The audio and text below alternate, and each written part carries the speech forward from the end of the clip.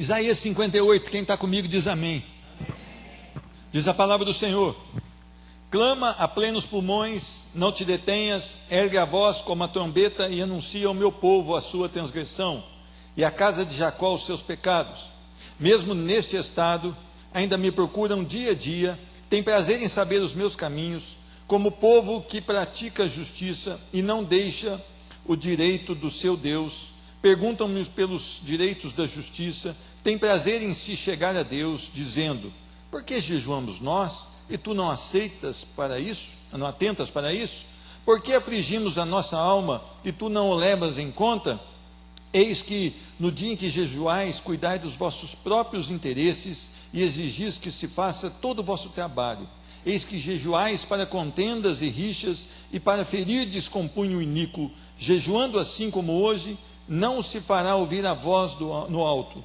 Seria este o jejum que escolhi, que o homem um dia aflige a sua alma, incline a sua cabeça como junco, e estenda debaixo de si pano de saco e cinza? Chamarias tu a isto jejum e dia aceitável ao Senhor? Porventura não é este o jejum que escolhi, que soltes as ligaduras da impiedade, desfaças as ataduras da servidão, deixes livres os oprimidos e despedaces todo jugo? Porventura não é também que repartas o teu pão com o faminto, e recolha em casa os pobres desabrigados, e, se vires o nu, cubras, e não te esconda do teu semelhante? Então romperá a tua luz como a alva, e a tua cura brotará sem detença, a tua justiça irá diante de ti, e a glória do Senhor será a tua retaguarda. Então clamarás, e o Senhor te responderá. Gritarás por socorro, e Ele dirá: eis-me aqui. Se tirares do meio de ti o jugo, o dedo que ameaça, o falar injurioso, se abrires a tua alma ao faminto, e fartares a alma aflita, então a tua luz nascerá nas trevas, e a tua escuridão será como o meio-dia. O Senhor te guiará continuamente, fartará a tua alma até em lugares áridos, e fortificará os teus ossos. Serás como um jardim regado, e como um manancial, cujas águas jamais faltam. Amém? Glória a Deus. Pai maravilhoso, nós estamos mais uma vez diante da tua palavra, que é perfeita. Senhor Deus, aqui há um servo imperfeito, Senhor Deus, um servo que não ama o pecado, mas é um pecador. E Senhor Deus, essa igreja hoje tem um povo, Senhor Deus, que escolheu dentre muitas coisas vir te buscar, te adorar, exaltar o teu santo nome, que esqueceram os seus afazeres, suas enfermidades, seus problemas, e aqui estão, Senhor Deus, com o coração pronto para receber de ti, Senhor Deus. Mas como um homem pode falar de uma palavra tão santa, tão perfeita, se não pelo teu Espírito Santo, Senhor Deus? Se não houver da tua misericórdia aqui essa noite, Senhor Deus, nada nos será acrescentado.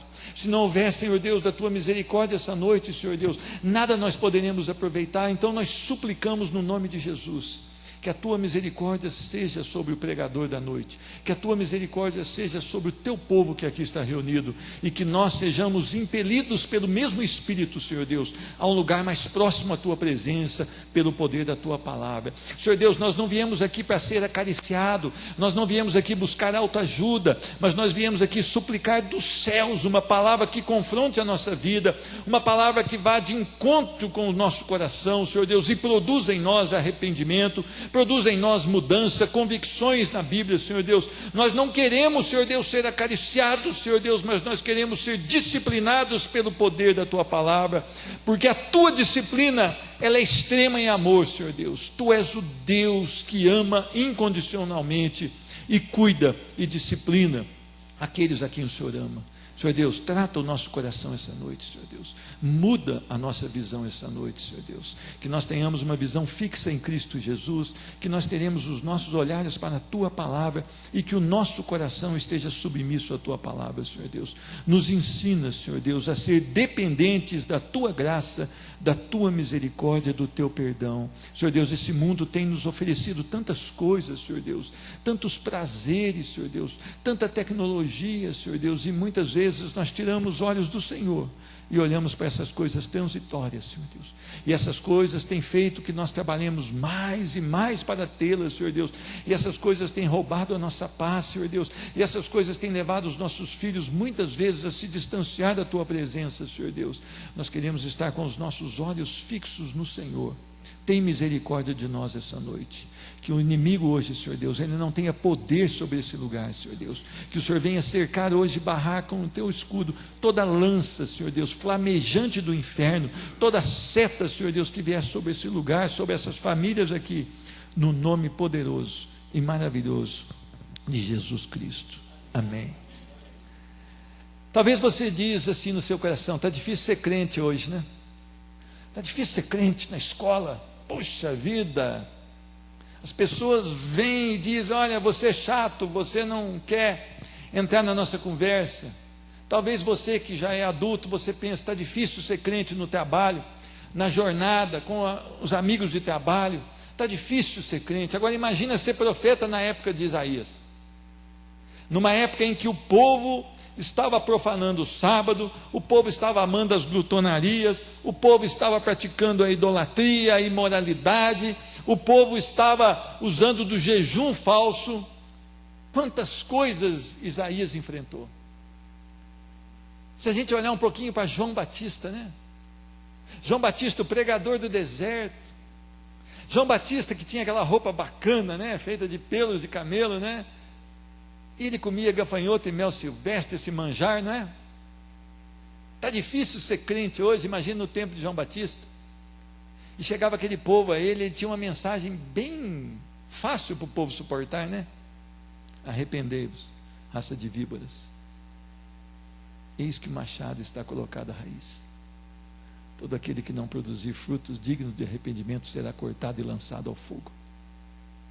Imagina.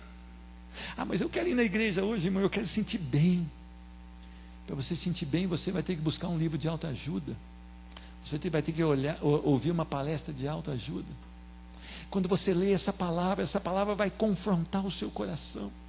Essa palavra vai contra as suas práticas e contra as minhas práticas, e vai nos colocar no lugar que nós devemos estar, submissos. Um lugar onde nós reconhecemos que somos nada diante de um Deus profundo e santo.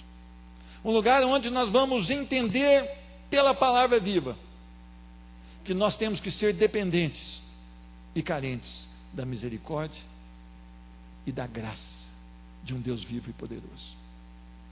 Eu não sei, meu irmão, se você se sente assim. Muitas vezes, quando nós vamos orar, nós deveríamos sentir muito mais indignos do que isso realmente nós temos sentido. Porque nós estamos falando com o Criador do universo, o Criador de todas as coisas, o Criador que ele não precisou de nenhuma matéria para fazer esse planeta, esse sistema todo, ele não precisou de nada, a sua palavra lhe foi suficiente. Ele chamou à existência aquilo que não existia através da sua palavra. Nós estamos entrando na presença do Senhor e às vezes achamos que merecemos, que podemos, que somos alguma coisa, ou que temos algo que o Senhor precisa desesperadamente e que está em nós. Não, nós devemos entender a condição que somos. Quando Isaías então, ele é instruído pelo Senhor, ele é instruído a clamar a plenos pulmões, ele é instruído a bradar ao povo, como uma trombeta. Mas ele tinha uma palavra dura para o povo, ele tinha uma palavra de correção para aquele povo, porque aquele povo estava vivendo a falsa adoração. Aquele povo estava vivendo como se fosse crente acima da média. Mas quando o Senhor manda dizer aquele povo, o Senhor começa dizendo: anuncia ao meu povo a sua transgressão e à casa de Jacó os seus pecados. Clama, anuncia ao povo que é rebelde e pecador. Você já se sentiu assim pela manhã, hoje? Você já se sentiu um rebelde, um pecador hoje? Meu irmão, nós estamos vivendo uma igreja que se sente maravilhosamente bem. Nós estamos vivendo um tempo onde as pessoas se sentem maravilhosas diante de um Deus santo. Mas nós não podemos entender assim. nós não somos nada. Muito pelo contrário, nós somos totalmente, a nossa natureza carnal é totalmente rebelde ao Senhor. A nossa natureza humana, ela abomina as coisas dos céus. Olha a dificuldade que nós temos para orar. Olha a facilidade que nós temos para passar 2 ou 3 horas num shopping center. Olha a dificuldade que nós temos para ler a palavra do Senhor.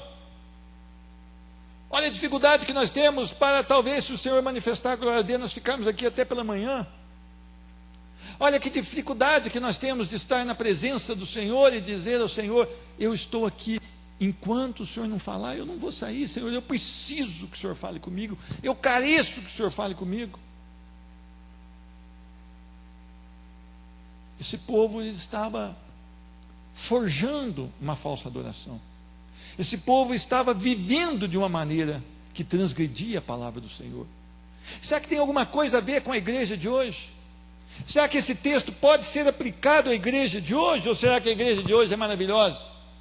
Será que a igreja de hoje é uma igreja temente ao Senhor, é uma igreja que se prostra diante do Senhor em verdade, uma igreja que se curva diante da palavra? Ou será que nós temos as conversões hoje sem mudança? Eu não entendo. Eu me converti, pastor, eu falei, que bênção. Parou de mentir? Não, isso aí é devagar, isso aí é com o tempo. Eu me converti, parou de fumar? Não, isso aí é com o tempo. Eu me converti, parei de dar o tombo nos outros? Não é bem assim. É uma conversão sem mudança. Meus irmãos, quando Deus te salva, Ele te salva de tudo isso. Quando Deus me salvou, Ele me salvou dessas coisas e outras coisas que eu não sabia. Eu estou corrigindo e cada dia tem coisas para eu corrigir na minha vida. E a palavra tem falado que eu sou um miserável e pecador. E eu espero que a palavra esteja falando com você também. E o Senhor clama, anuncia esse povo, porque esse povo é rebelde, esse povo é cheio de pecado, a casa de Jacó. É o meu povo. Às vezes nós pensamos assim, olha, o Brasil está como está por causa do ímpio. Não, o Brasil está como está por causa da sua igreja. Uma igreja que está se prostituindo, uma igreja que não quer nada com o Senhor, uma igreja que não é zelosa para as coisas de Deus, uma igreja que não ora, uma igreja que não jejua, uma igreja que não ama a palavra do Senhor, uma igreja que não quer as coisas de Deus. Nós somos uma igreja que talvez não esteja agradando a Deus como nós achamos. Ah, meu irmão, o Senhor, Ele fala dessa maneira. E Ele manda que o profeta gritasse. E Ele vai explicar por quê. Mesmo nesse estado de pecado, mesmo nesse estado de rebelião, ainda me procuram dia a dia e têm prazer em saber os meus caminhos. Será que isso parece conosco? Eu quero saber das coisas de Deus, mas eu não quero abandonar o pecado. Eu quero saber das coisas de Deus, mas eu não quero abandonar minha rebeldia contra o Senhor. Eu quero saber das coisas de Deus. Ele, como um povo que pratica justiça e não deixa o direito do seu Deus, perguntam-me pelos direitos da justiça, tem prazer em se chegar a Deus. Meu irmão, não é somente você se chegar a Deus, mas é como você se chega a Ele. Eu gosto muito quando o salmista Davi, no Salmo 139, os 2 últimos versículos, 24 e 25, se não me engano, ou 23 e 24. Ah, que maravilha! A oração de um homem segundo o coração de Deus. 23 e 24. Davi, ele olha para o Senhor, ele sabe o que ele é, ele sabe que o Senhor o conhece, ele ainda era uma substância informe, mas o Senhor sabia todos os dias da sua vida, ele sabe que antes dele falar, o Senhor conhece todas as suas palavras. Ele diz que não tem como fugir do Senhor, porque se vai no mais alto o Senhor está, se mais no profundo abismo, lá estás também. Mas ele chega no final deste salmo e diz, versículo 23, sonda-me, ó Deus, e conhece o meu coração, prova-me, conhece os meus pensamentos, vê se há em mim algum caminho mau, e guia-me pelo caminho eterno. Nada menos do que Davi,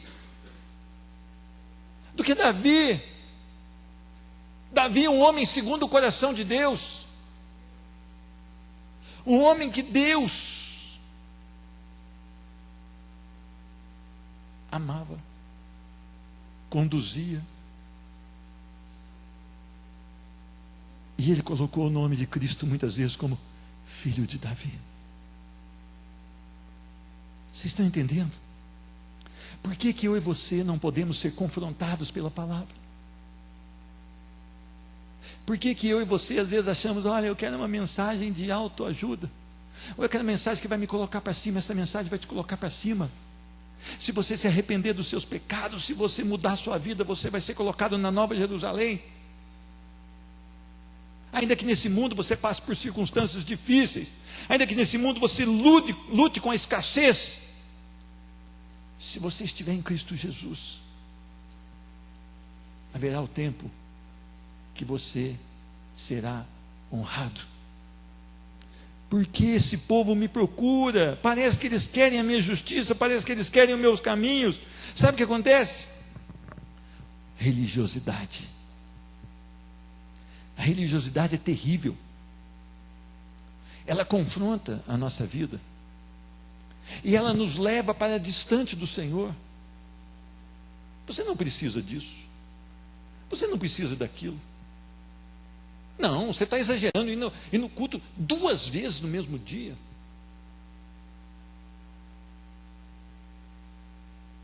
Ou então eu venho ao culto 2 vezes por dia, mas meu coração está distante do Senhor. As minhas obras comprovam que eu não tenho nada com o Senhor. A religiosidade faz com que eu me pareça um crente, mas seja um totalmente perdido.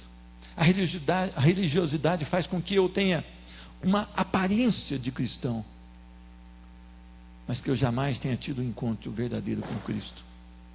A religiosidade me leva longe, longe do caminho do Senhor. Eu queria que você entendesse, se há uma preocupação do Senhor de falar da sua palavra e da condição dos homens que se dizem homens de Deus, nós devemos tomar. Versículo 3: por que jejuamos nós e não atentas para isso? Por que afligimos a nossa alma e tu não os leva em conta? Eis que no dia em que jejuais, cuidai dos vossos próprios interesses e exigis que se faça todo o vosso trabalho. Meus irmãos, o jejum é um tempo aceitável ao Senhor quando o nosso coração está no Senhor, mas se não é uma perda de tempo.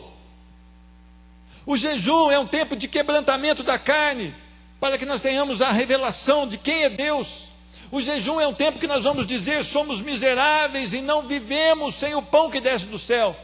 O jejum é um tempo de você ter mais busca ao Senhor, e não de você mostrar para as outras pessoas que você é mais crente, e não de você ficar procurando cobrar ao Senhor e buscar resultados para a sua vida.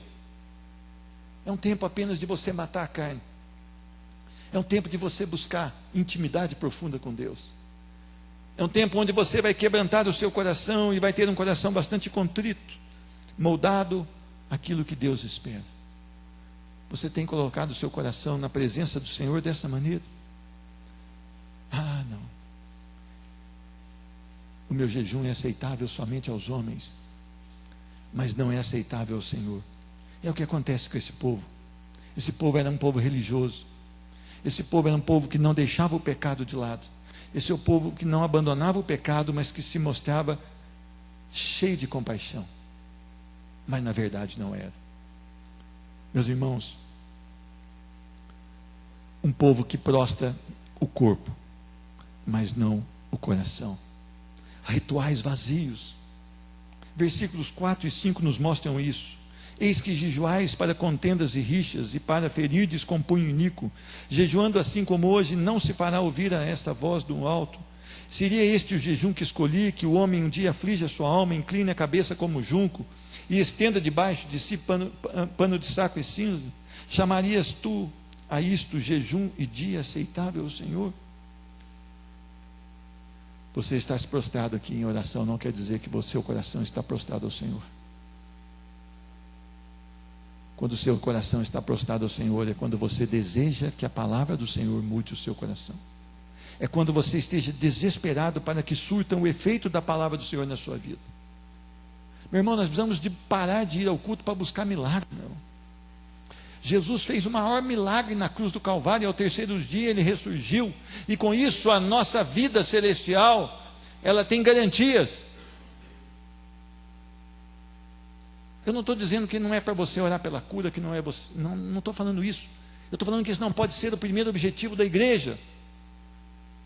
Nós cantamos aqui, ainda que a figueira não floresça, ainda que não haja frutos na vide, ainda que o campo não forneça mantimento, ainda que as ovelhas sejam arrebatadas do aprisco, ainda que não haja gado no curral, eu me alegro no Senhor. O Senhor é o Deus da minha fortaleza, e Ele fará os meus pés como da corça, e me fará andar altaneiramente. Não é pelo que eu tenho, não são pelas circunstâncias, mas é por quem eu sou em Cristo Jesus. O maior milagre é Cristo Jesus inundando o coração de um homem. É Cristo Jesus regenerando um homem, regenerando uma mulher. Eu queria que a igreja prestasse atenção nisso. Joel capítulo 2, versículo 13 diz: e rasgai o vosso coração e não as vossas vestes, e convertei-vos ao Senhor vosso Deus, porque Ele é misericordioso e compassivo e tardio em irar-se, e grande em benignidade, e se arrepende do mal. Rasgai os vossos corações e não as vossas vestes. Jogue fora essa religiosidade e vá a Cristo Jesus, e vá à cruz do Calvário, e se arrependa e clame pela misericórdia do Senhor.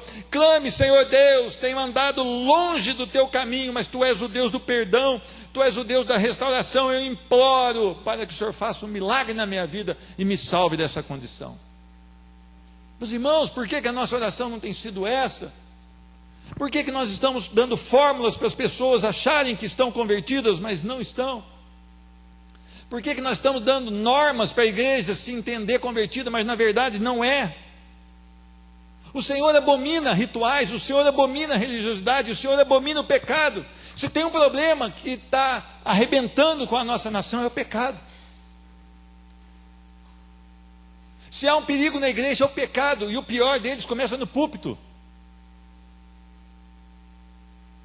Um grande pregador diz que se Jesus voltasse hoje, ele não ia limpar o templo como ele limpou, né? Jogando aquele povo que vendia, mas ele ia limpar os púlpitos, porque é uma tragédia o púlpito brasileiro hoje. Eu não falo de outro país porque eu não conheço, mas é uma tragédia os púlpitos aqui no Brasil. Então, se o Senhor não quer isso de nós, o que Ele espera de nós? Versículo 6: porventura não é este o jejum que escolhi, que soltes as ligaduras da impiedade. Sabe o que significa impiedade? Negação da lei, ilegalidade, falta de conformidade com a lei, violação da lei, desacato à lei, iniquidade, impiedade, sem lei.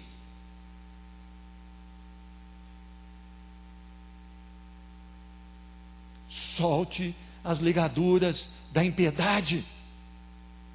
Meus irmãos, eu não conheço a sua vida e você não conhece a minha, mas como você é lá fora? Como você é lá fora? Quais são seus sonhos, quais são seus planos? Quando você está sozinho, quando você está resolvendo as coisas, como você é? Quais são suas atitudes, quais são suas ações? Olha, solte as ligaduras da impiedade. Não deixe que a impiedade tome conta da tua vida. Não deixe que você ache que está tudo bem quando não está. Você precisa estar em conformidade com a palavra de Deus, com a lei do Senhor. Se o mundo te ama, você está com um grande problema. A palavra do Senhor diz que o mundo não iria nos amar. Se você é o cara legal, toma cuidado, você está legal demais. Você está legal, você está tão legal que você não está anunciando o evangelho como ele deve ser anunciado. Você tem que olhar para Cristo Jesus. Você tem que olhar para Cristo Jesus e dizer: Senhor Deus, há ligaduras do meu coração com a impiedade. Só o Senhor pode resolver esse problema, Senhor Deus. Só o Senhor pode me libertar disso.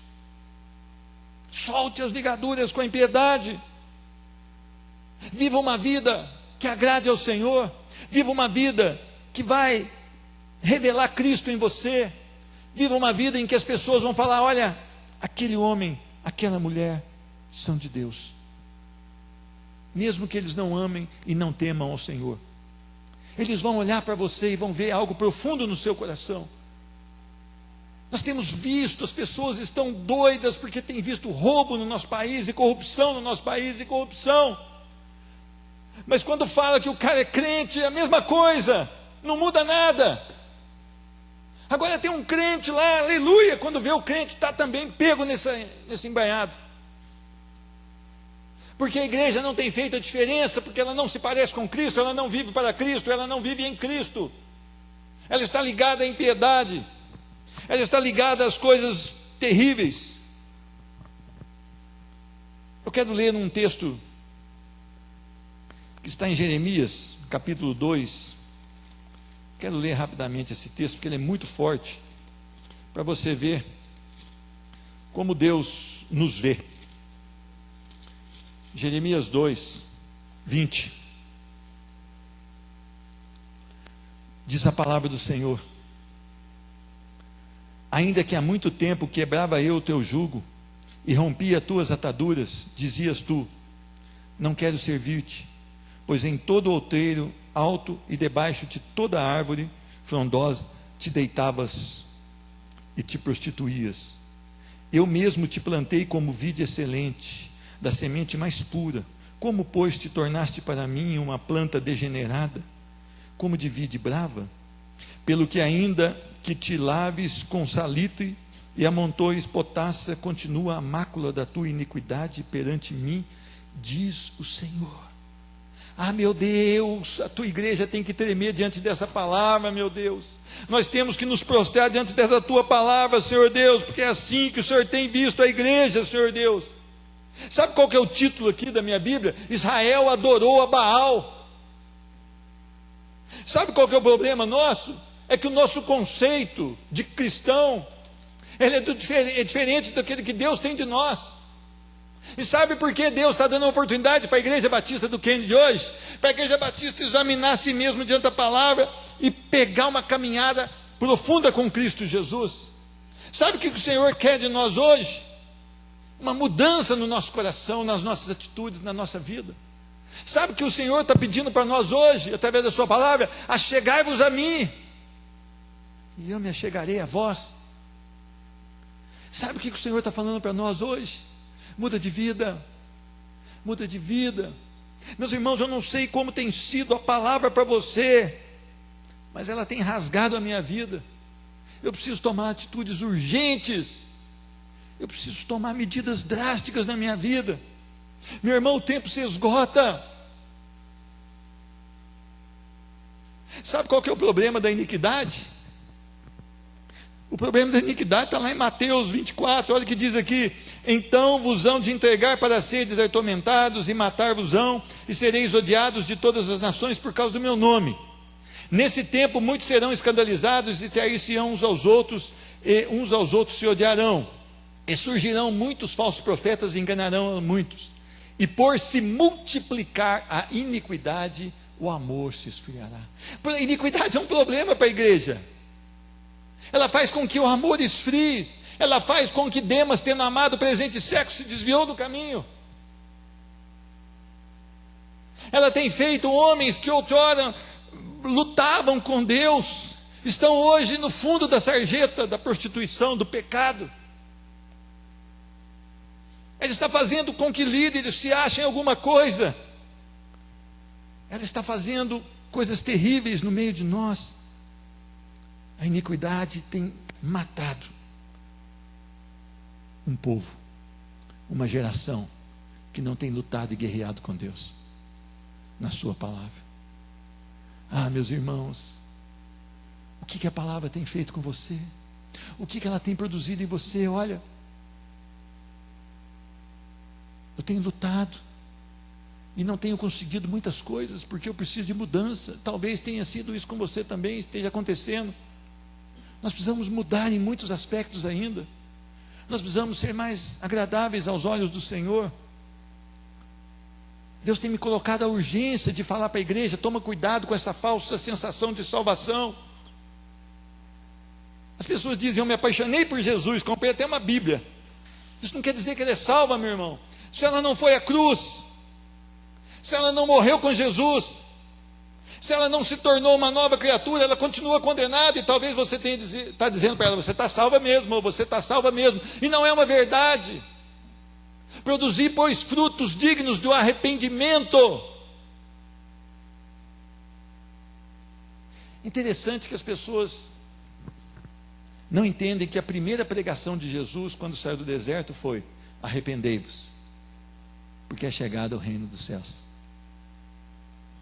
Não foi: você está bem, você é legal, você é joia. Não foi nada disso. Arrependei-vos, porque é chegado o reino dos céus. Por que a igreja mudou sua pregação? Por que nós mudamos a nossa maneira de falar das coisas de Deus? O Senhor quer um povo exclusivo para Ele. O Senhor quer um povo exclusivo para que o seu nome seja louvado e glorificado em nós e através de nós. O Senhor quer um povo exclusivo que vai agora pregar o Evangelho, anunciar o Evangelho segundo aquilo que Ele deseja. O Senhor quer um povo que vai caminhar em santidade, separado de um mundo corrupto, um povo que vai ser odiado pelo mundo, um povo que vai ser morto, porque o mundo os odeia. Meus irmãos, é tempo agora de tomar uma decisão. A volta de Jesus está próxima, as coisas estão acontecendo, o amor está se esfriando, porque a iniquidade tem aumentado grandemente. Eu queria que você entendesse isso, ou talvez você já tenha entendido, e seja para eu entender isso. O que ele pede mais, capítulo 6, versículo 6b, diz assim: olha, não oprimir as pessoas. Eu digo que amo a Deus sobre todas as coisas, mas eu não amo o próximo como a ti mesmo, eu sou uma fraude. Eu não amo o próximo como a mim mesmo, eu sou um fraudulento. Eu digo que amo a Deus sobre todas as coisas, isso é uma mentira se eu não amo o próximo. Se eu não me preocupo com as situações das pessoas, e eu continuo oprimindo as pessoas e colocando peso sobre as pessoas. Isso tem acontecido na igreja do Senhor. Líderes estão colocando peso nas pessoas, estão ameaçando as pessoas, estão ameaçando que se elas saírem eles vão tirar a bênção. Isso não existe em nenhum lugar da Bíblia. Isso é uma fraude. Isso é uma heresia. Pastores que pronunciam dessa maneira podem se considerar como seitas, porque nós não temos ovelhas. Quem gerou ovelhas foi Cristo na cruz. Nós apenas cuidamos de ovelhas que o Senhor gerou na cruz do Calvário. As ovelhas não são dos pastores, a ovelha é do Supremo Pastor, do Rei dos Reis e Senhor dos Senhores, Jesus Cristo, porque Ele verteu o sangue, Ele pagou com sangue essas ovelhas dele. E eu, quando dirijo aquele ônibus, eu tenho que falar todo dia: Senhor, muito obrigado, porque o Senhor me deixa levar as tuas ovelhas, porque eu não presto nem para isso, se não for pela tua graça e pela tua misericórdia, nem para isso eu sirvo. E glória a Deus que não arranjou motorista mesmo, porque eu tenho esse privilégio. Aleluia. Partilhar o pão, abrigar, vestir, não deixar de estender a mão. Meus irmãos, eu tenho assim um carinho muito grande pelo esse bairro Jardim Kennedy. Eu tenho um carinho muito grande, porque quando eu cheguei aqui, muitas das ruas ainda estavam com terra. Nós pregamos o Evangelho debaixo de uns eucaliptos que tinha na última rua, Rua Magnésio, lá em frente à casa da Esther. E a Esther era quem ia atrás das pessoas. E se não fosse pelo irmão Manel, pela irmã Leone ter visitado o bairro e visto essa necessidade, talvez Deus não tinha, me mostrado a necessidade aqui.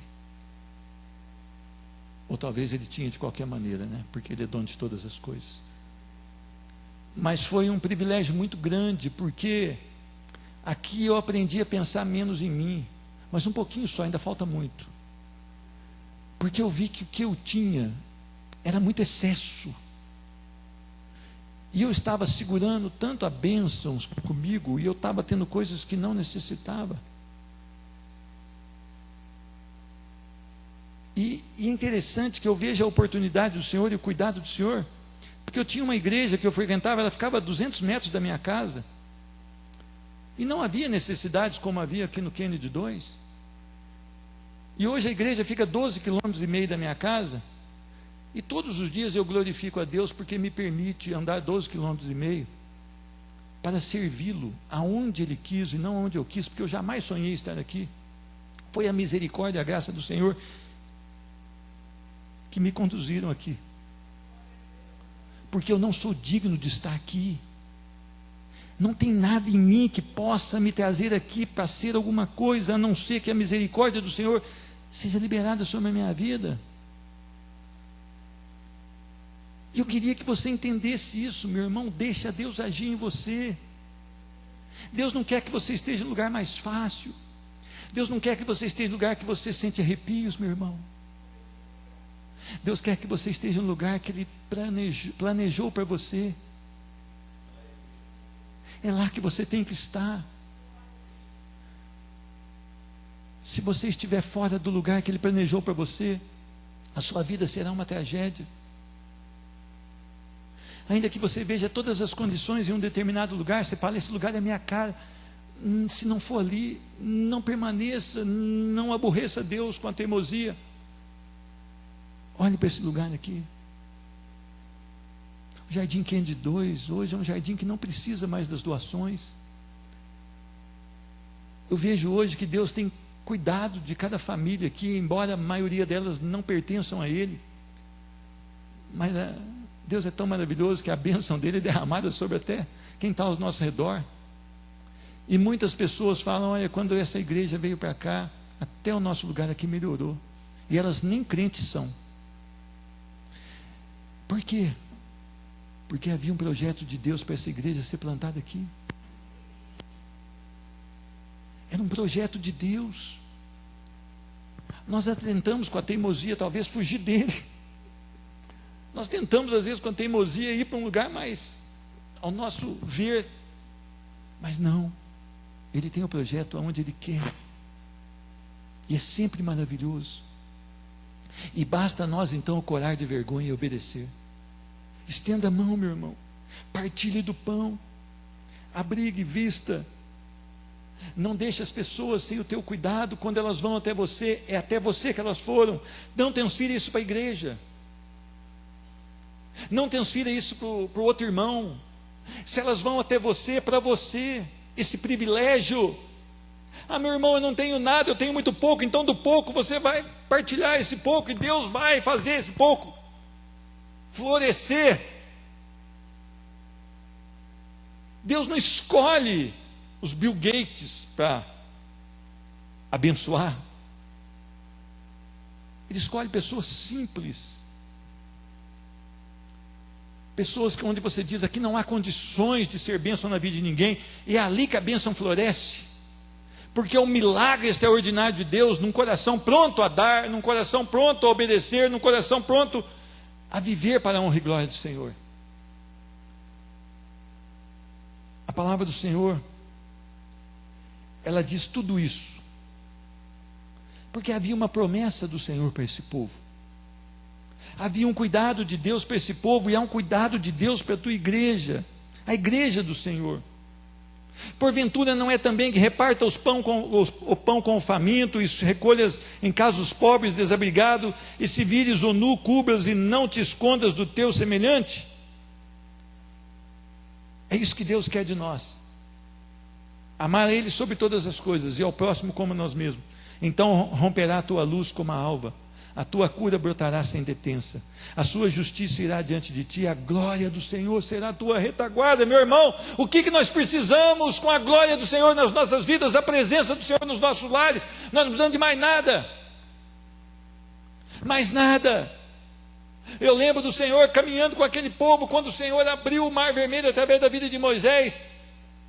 Diz a palavra que a nuvem que estava à frente veio atrás, e a coluna de fogo também veio para trás, como proteção, mas como complicação para os egípcios. O Senhor jamais descuidou de cada detalhe da sua vida. Se você tem se sentido abatido, se você tem se sentido sozinho, isso não é uma verdade. Deus tem cuidado de você. A misericórdia do Senhor tem se renovado a cada manhã sobre a sua vida. Então Ele diz, eu romperei, eu serei luz, eu serei retaguarda, eu estarei adiante de ti com a minha justiça, e a minha glória nunca se apartará de você. A igreja do Senhor, ela precisa confiar na providência de Deus e não na providência de homens.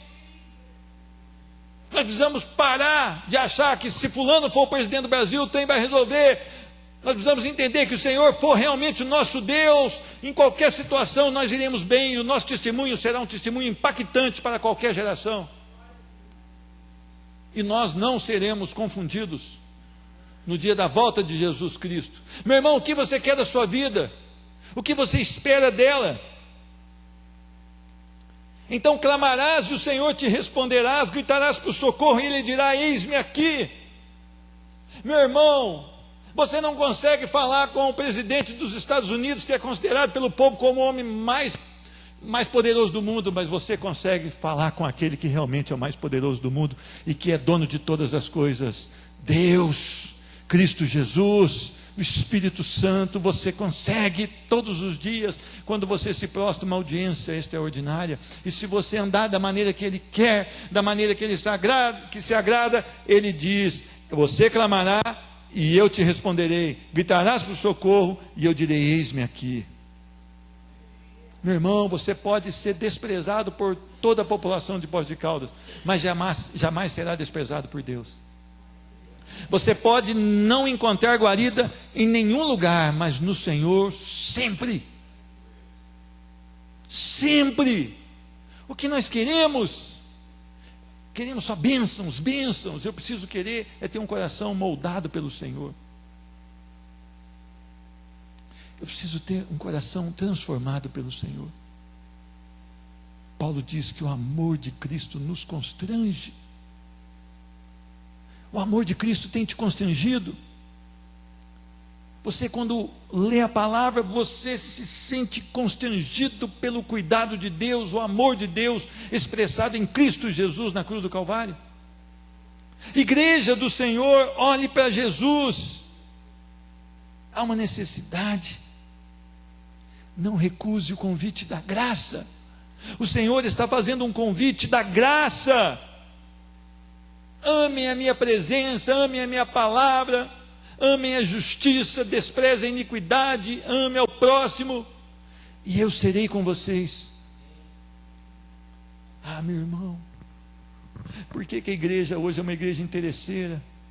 Por que a igreja hoje é uma igreja que só quer dá, como dizem Provérbios?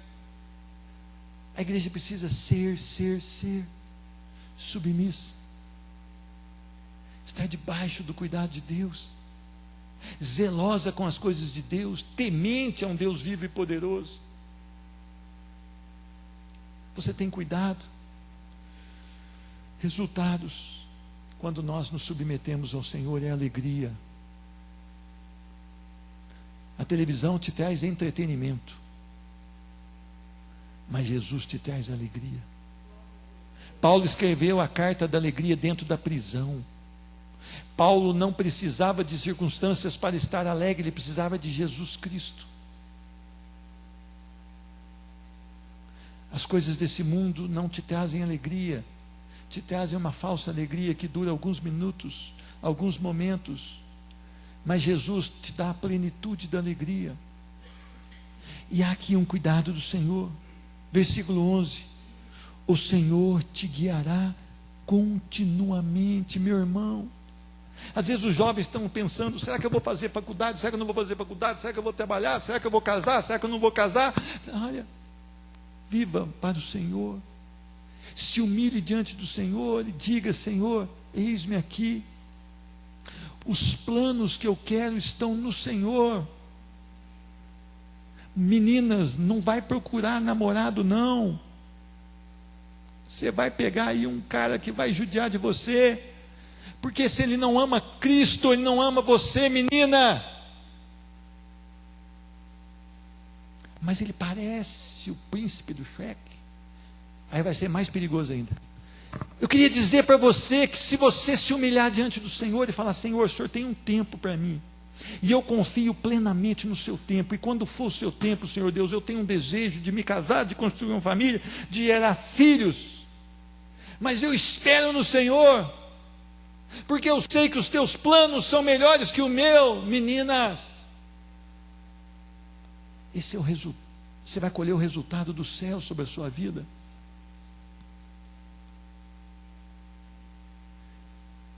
Meninos, está achando que você vai pegar as menininhas? Isso se chama iniquidade.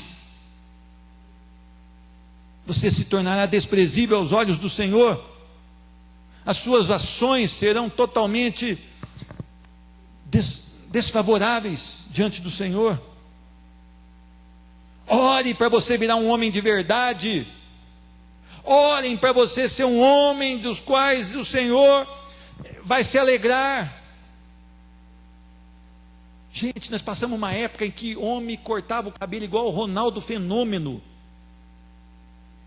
Crente. Ronaldinho Gaúcho. No meu tempo eles cortavam igual o Chitãozinho Chororó, coisa ridícula e pecaminosa. Ridículo e pecaminoso.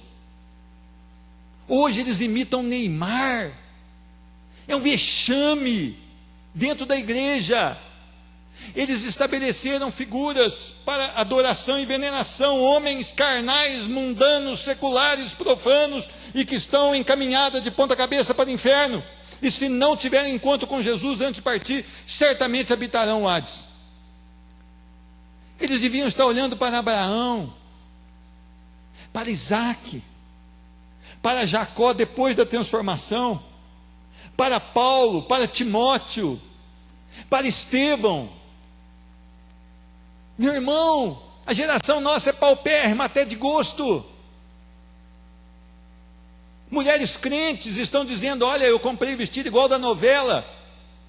Crente, coisa nenhuma. Crente não assiste novela. Novela é abominável ao Senhor. Tem as coisas que o Senhor detesta. Por que eu vou amar as coisas que o Senhor detesta? A moda tem que ser uma moda que agrade ao Senhor, que glorifique ao nome do Senhor através da minha vida. O Senhor quer fazer e guiar a tua vida continuamente. Deixa o Senhor traçar o seu caminho. Não vá à frente. Deixa que o Senhor vai traçar um caminho para você em segurança. O caminho do homem parece perfeito, mas leva a caminhos de morte.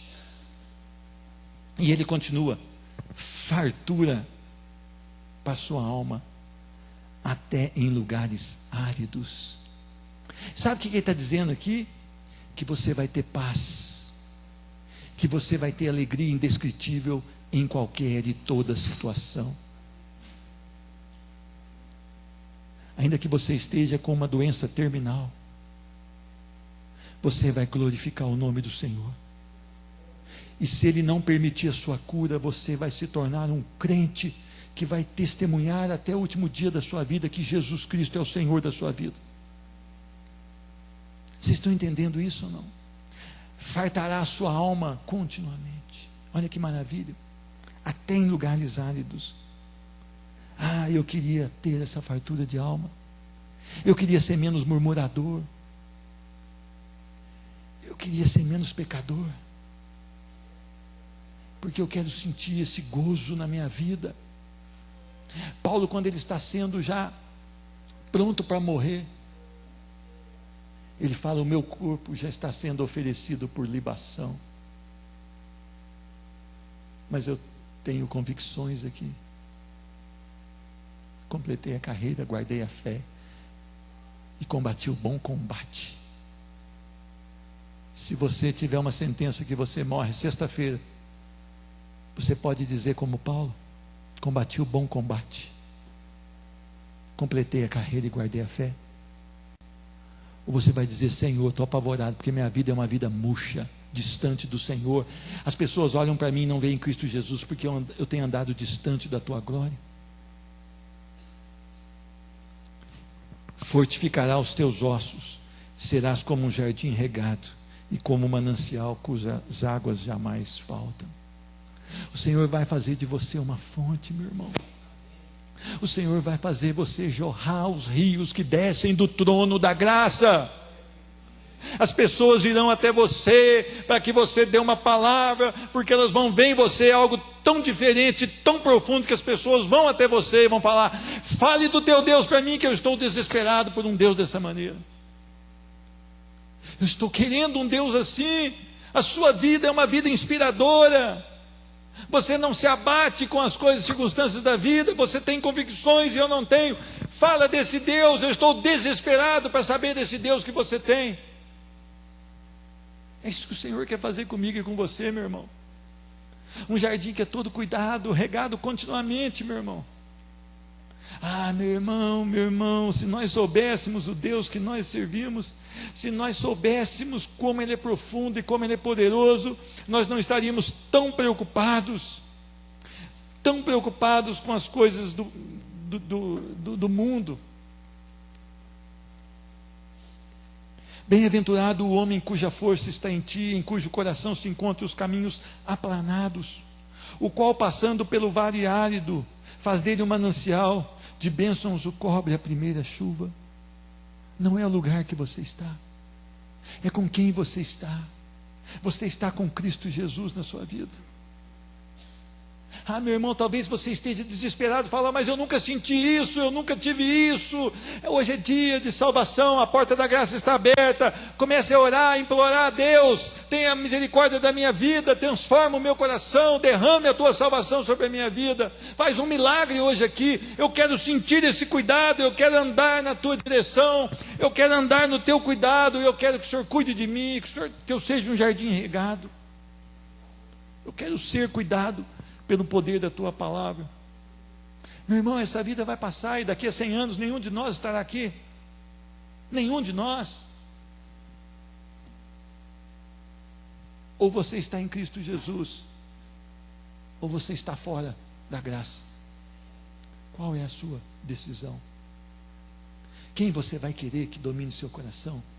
Esse mundo que não tem nada a te oferecer, ou um Deus que todas as coisas pode, um Deus que cuida dos detalhes da sua vida, e um Deus que te ama incondicionalmente, um Deus que sacrifica o próprio Filho perfeito por homens pecadores como eu e como você.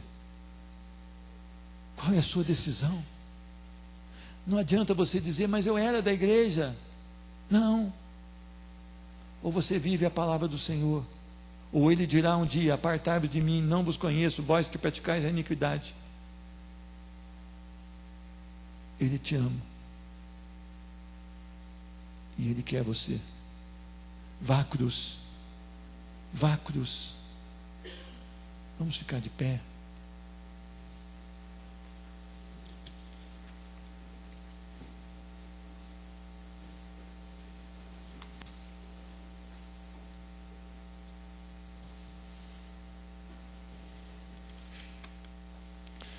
Isaías 29 diz: eis que assim declara o Eterno, visto que esse povo se chega junto a mim apenas com palavras sem atitudes, e me honra somente com o mover dos lábios, enquanto seu coração está muito distante da minha pessoa, e a adoração que me prestam é constituída tão somente de regras e doutrinas criadas por homens, o que me resta é continuar a apavorar este povo com obras maravilhosas e feitos assombrosos, a fim de que o conhecimento dos seus sábios pereça, e a inteligência dos seus pensadores se desvaneça.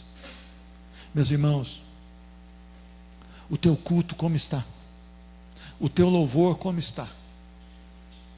Nós vamos cantar esse último cântico, e vai ser a oração que você vai deixar no altar do Senhor, e eu vou até pedir para projetá-la hoje, para que seja uma adoração ao Senhor,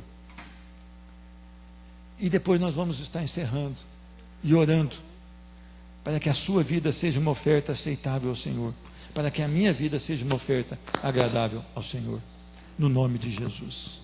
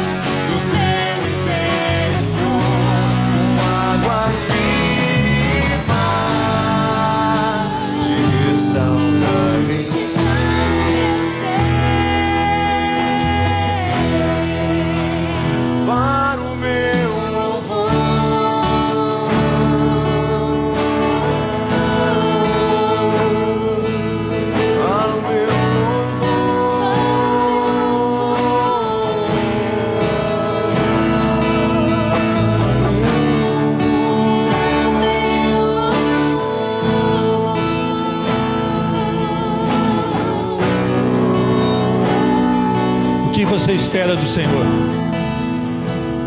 O que Ele quer produzir em você é muito mais do que você sonha, é muito mais do que você tem pedido. Talvez o seu olhar esteja tão próximo, mas o que Deus quer fazer com você está tão além. E é interessante que às vezes nós não queremos as coisas maravilhosas, nós queremos as coisas pequenas, mas Ele quer cuidar de você. Deseje ser cuidado pelo Senhor. Deixa Deus cuidar da sua vida. Deixa Deus te guiar pelo caminho. Continuamente, diz a palavra, que Ele vai te cuidar. Ele vai fazer de você um jardim maravilhoso no meio de um lugar seco, porque Ele vai regar com o Espírito Santo a sua vida. Ó, meu irmão, quando você chegar no trabalho amanhã, você tem que chegar diferente, porque a palavra do Senhor, ela vem para acrescentar a sua vida, ela vem para moldar você e colocar em você o caráter de Cristo Jesus.